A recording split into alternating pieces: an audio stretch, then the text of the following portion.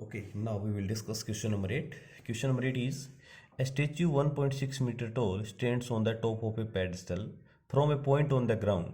The angle of elevation of the top of the statue is 60 degree, and from the same point the angle of elevation of the top of the pedestal is 45 degree. Find the height of the pedestal. So now we will try to solve this question. So first of all, draw a diagram of a pedestal. So this is the pedestal, okay.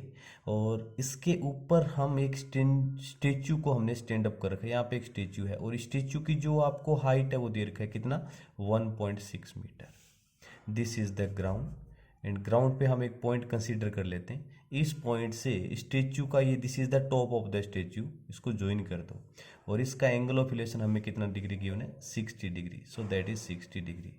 This is the top of the pedestal.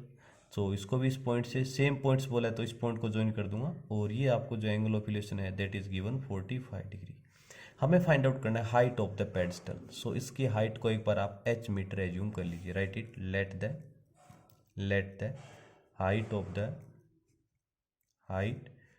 of the pedestal is equal to h metre. ये हमने यहाँ पे consider कर लिया, कितना, h metre हमने consider कर लिया। अब आप ट्राइंगल को नेम राइट कर दीजिए। This is the triangle A B C and D. So first of all write it in triangle A B C. In triangle A B C triangle को consider करते हैं। सो यहाँ पे 90 डिग्री का angle बनेगा।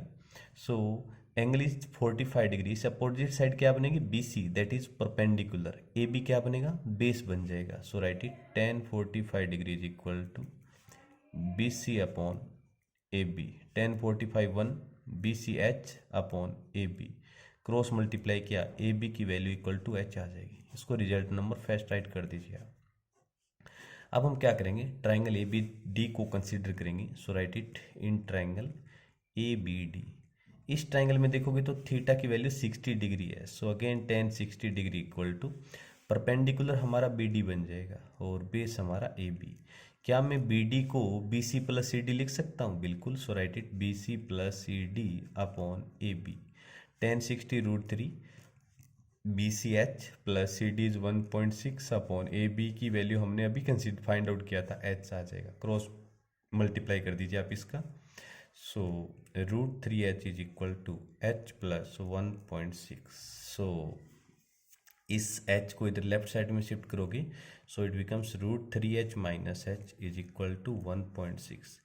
इन दोनों टर्म्स में से अगर h कॉमन लेंगे so it becomes √3 minus 1 is equal to 1.6। So what is the value of h, 1.6 upon √3 minus 1। Denominator में क्या आ गया, रूट आ गया। रेशनलाइजेशन कर दो, √3 प्लस 1 से इसको बोथ साइड मल्टीप्लाई कर दिया। सो h इक्वल टू ऊपर तो आएगा 1.6 √3 प्लस 1। और डिनोमिनेटर में देखना हमारे पास एक आइडेंटिटी होती है कि a plus B into A minus B. So it can be written as A square minus B square. यहाँ पे देखिए √3 plus 1 into √3 minus 1 means A plus B into A minus B. So A square. So √3 का square क्या होता है, 3 minus 1 का square 1। Simplify 1.6 √3 plus 1 upon it becomes 2 और 2 से 1.6 को डिवाइड किया 0.8। तो h की जो वैल्यू है हमारी वो आ जाएगी 0.8 bracket √3 plus 1 metre. h what is as height of the pedestal. So write the final answer. So height of the pedestal is equal to 0.8 √3 plus 1 meter, and that is our final answer. Clear? Oh, welcome dear.